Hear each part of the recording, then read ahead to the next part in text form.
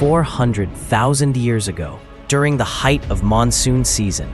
Eerie, high-pitched laughter echoed through a nameless limestone cave near what is now Beijing.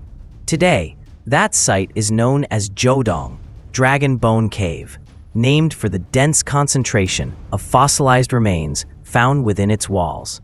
More than 40 individuals of Homo erectus have been uncovered here. But these are not burials. These are not ceremonial graves. They are remains scattered across the cave floor, shattered long bones, fractured skulls, and unmistakable punctures left by massive carnivore teeth. The pattern is clear. These were not the marks of human tools, but of jaws capable of crushing skulls. The culprit was Pachycrocida brevirostris, the giant, short-faced hyena, standing over 1.5 meters tall, with powerful, bone-crushing teeth. This predator ruled Ice Age Eurasia with brute force.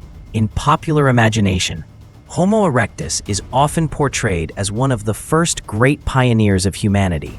They walked upright. They fashioned tools. Their brains approached the size of our own. But here, in Jiudong, they were not the hunters. They were the hunted. The bones tell a consistent story, one repeated at other Paleolithic sites across Eurasia. Early humans were not apex predators. Not yet. They were scavengers, sometimes survivors, but often prey. The cave is not a monument to mastery. It is a fossilized battlefield, and the victor was not human. The lesson is clear. For most of our evolutionary history, we were not dominant. We did not sit at the top of the food chain. We lived among creatures stronger, faster, and far more lethal. To understand how we became the world's most adaptive predator, we must first acknowledge this truth. We began our journey not with a spear in hand, but under the jaws of beasts. Part 2. We haven't always been on top of the food chain. 150 years ago, a 9-year-old boy named John Wade stood outside a menagerie in London, watching dock workers unload a Bengal tiger.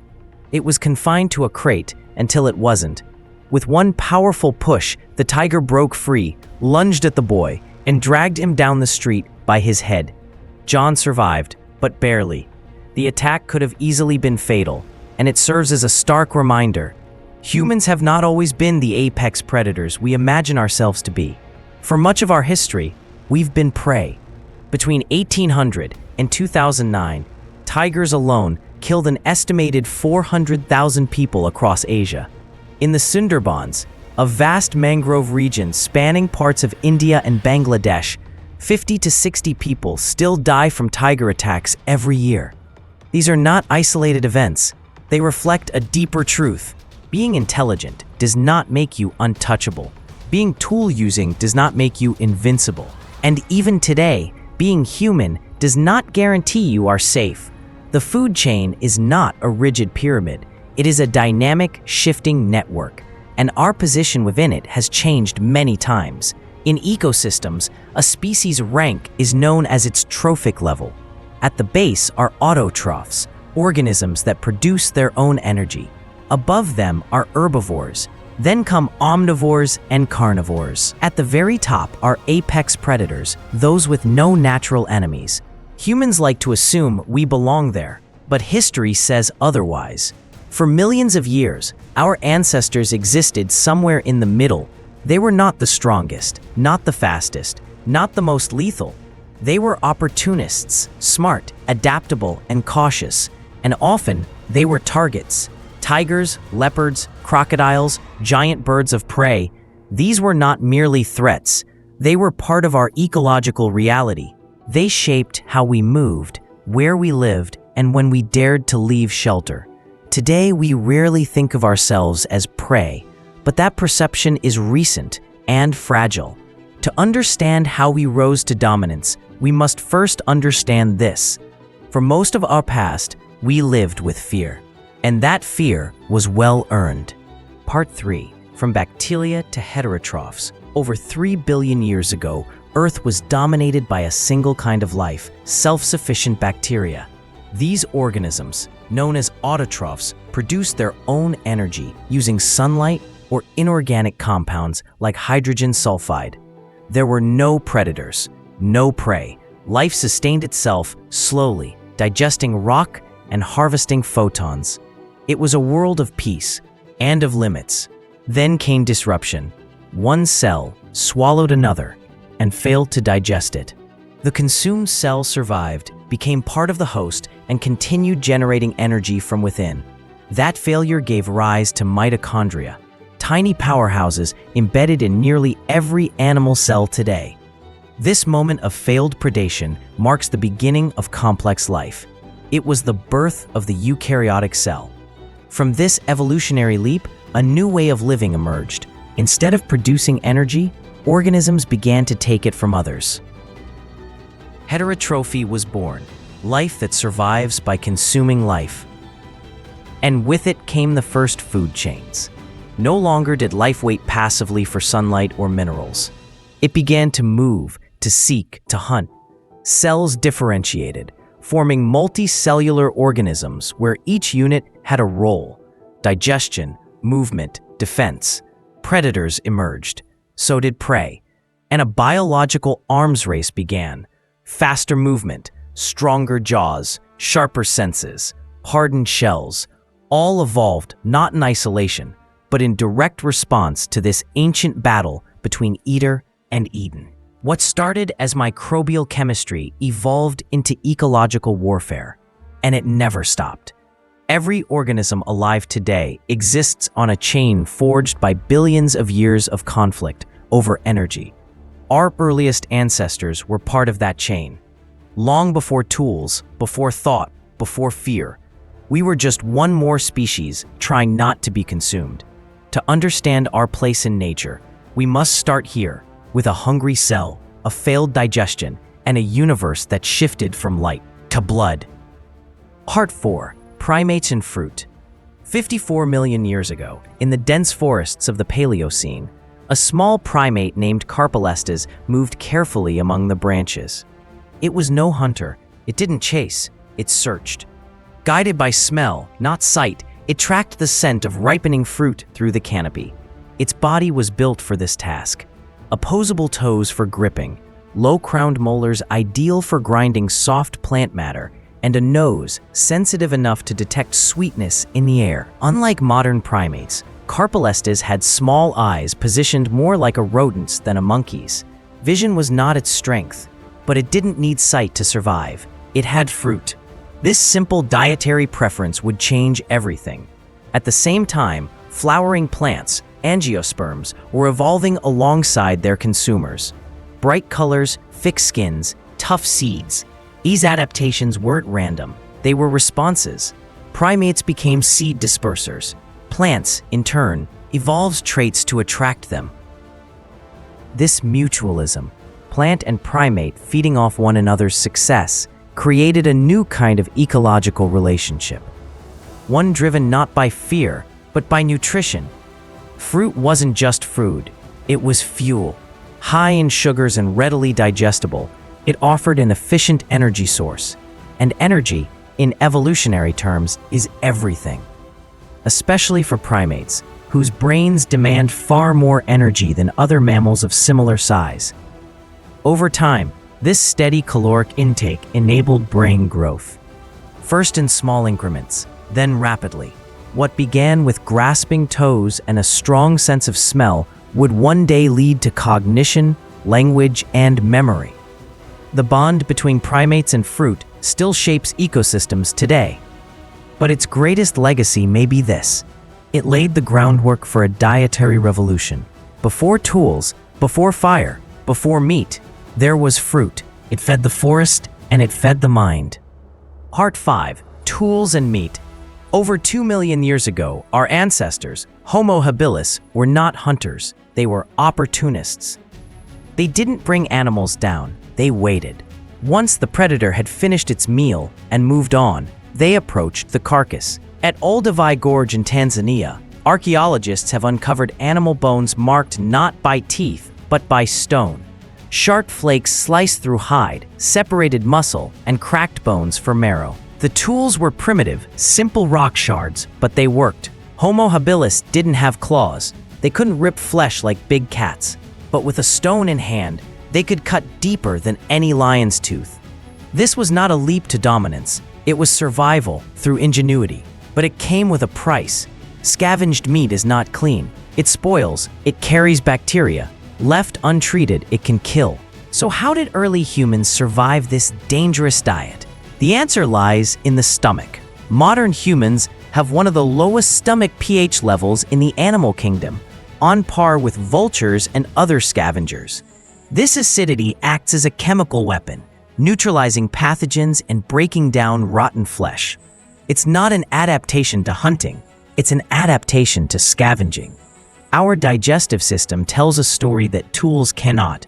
Before we became apex predators, we were bone collectors gutting the remains of predator kills, risking infection for fat, marrow, and protein. These were not hunting weapons, they were butcher's knives. And this wasn't a hunt. It was the beginning of something more fundamental, a shift in strategy. Each stone tool, each cut of flesh, each bone cracked open for marrow, marked a turning point. Not in power, but in process. We were no longer just another mammal hoping to find food. We were altering the rules. This was the start of a new behavior: deliberate extraction, targeted nutrition, efficiency over brute strength. The rise of tools did not make us killers. It made us precise. And in a world where survival depended on energy and timing, that precision was everything. Part 6. When we were hunted. Imagine yourself as an Australopithecus. You're 1.2 meters tall, weighing no more than 30 kilograms. You live in the forest. You climb trees for fruit. You can shout, run, scramble, but you have no claws, no fangs, no weapons. And above you, circling silently, is the harpy eagle. On the fossilized skull of the Tong child, a 3-year-old Australopithecus, deep slashes surround the eye sockets, the crown, and the face. They match the talons of large birds of prey. It is a signature of aerial predation, unmistakable and far from rare. Owls, eagles, and other raptors were not just part of the landscape. For millions of years, they were active predators of primates. The smallest among us were the most vulnerable. But the skies were only part of the threat. On the ground, leopards hunted at night. In modern Africa, these stealth predators are responsible for up to 70% of juvenile baboon deaths. They strike from the shadows when their prey is sleeping, unaware, defenseless. Even water wasn't safe.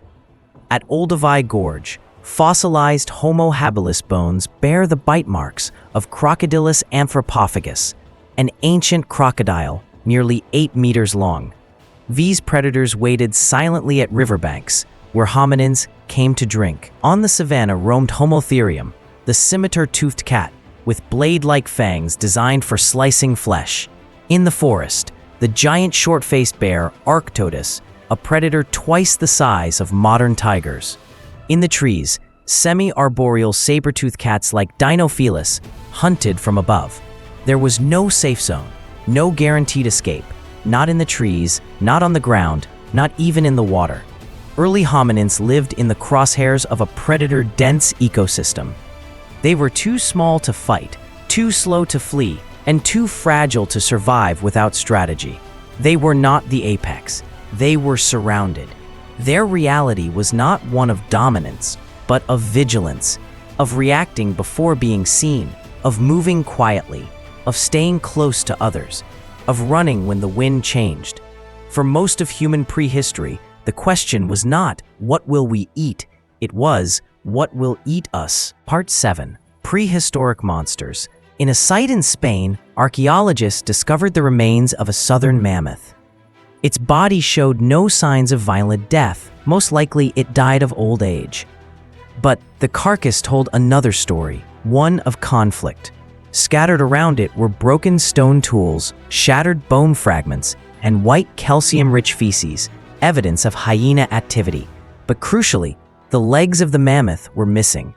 That detail changes everything. Leg bones are rich in both meat and marrow, and relatively easy to transport. It suggests that hominins arrived first, butchered the legs, and left before the hyenas moved in. That day, humans won. But these moments were rare. Most of the time, our ancestors lost the race to the carcass, or worse, they became part of it. Survival wasn't guaranteed. It wasn't even likely. Every step out of the forest, every foray onto open ground was a risk. The savanna didn't reward courage. It punished carelessness. And in most encounters, hominins were not predators. They were intruders, trespassers on a land owned by faster, stronger, sharper creatures. In the hierarchy of prehistoric life, humans did not begin at the top. They entered the game late, unarmed, exposed, and surrounded. Part 8. The First Hunters. In what is now Germany, buried deep in an ancient peat bog, archaeologists uncovered a remarkable artifact, a 2-meter-long wooden spear. Both ends were sharpened. Its surface showed clear scrape marks, made with flint tools.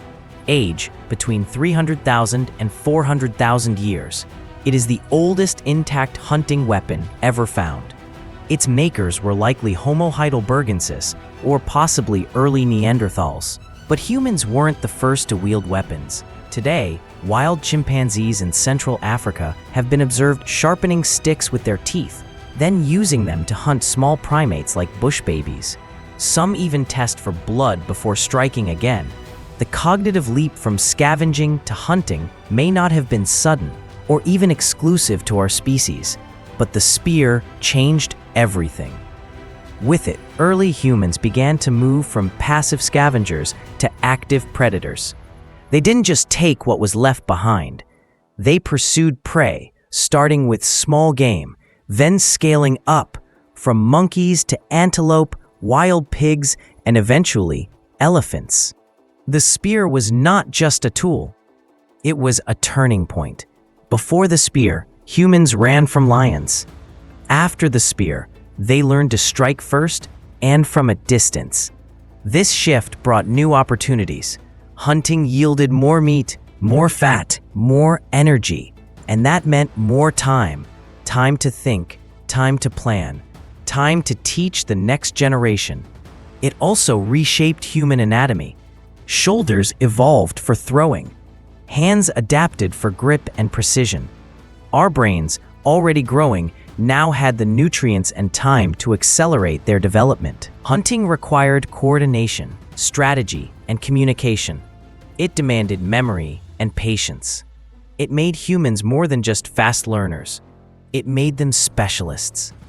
And it started not with fire, not with traps, but with a sharpened stick, thrust with purpose. In the fossil record, that spear is just a fragment, but it marks the beginning of something enormous. The age of the hunter had begun. Part 9. Breaking the food chain. When Homo sapiens emerged, they didn't just carry spears, they carried strategy.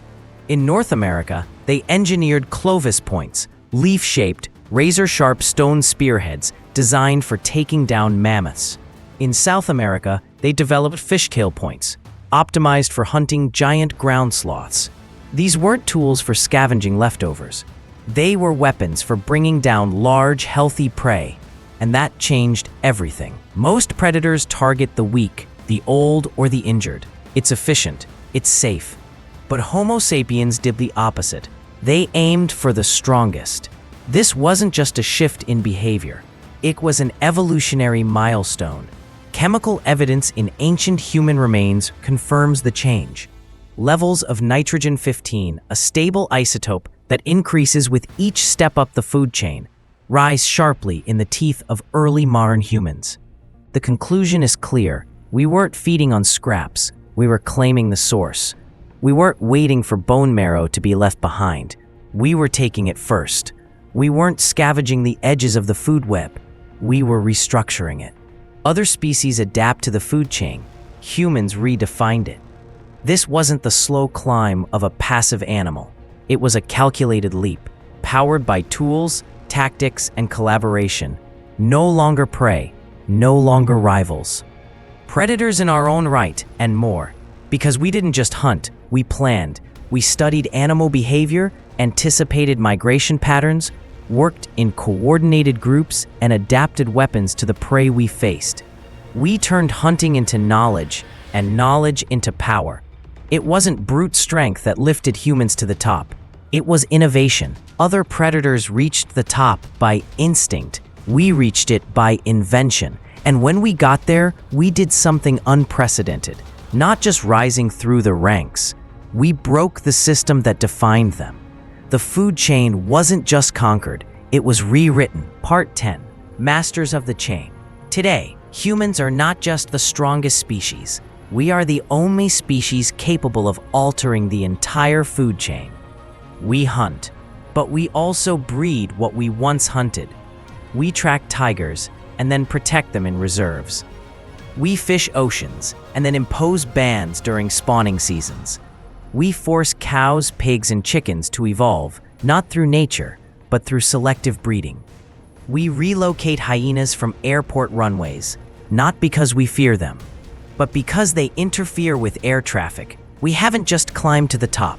We've redrawn the architecture of the entire system. For most of Earth's history, food chains were shaped by natural pressures, climate, competition, geography. But now, a single species, us, exerts control over them all. That power comes with consequence, because once the prey becomes the master, the threat shifts, no longer from above, but from within. We are not just predators. We are regulators, designers, engineers. We influence ecosystems not just by what we kill, but by what we allow to live. And when misused, that control becomes destruction. We burn habitats, collapse fisheries, alter entire food webs through pollution and overharvesting. Where the food chain once evolved gradually, now it bends violently under our decisions. The same chain that once crushed our ancestors in the night, we now hold in our hands. We survived, we adapted, we rose. But will we know when to stop? The food chain was once a story of tooth and claw. Now it is a question of responsibility. Because the most dangerous predator is the one that forgets it's part of the system it controls.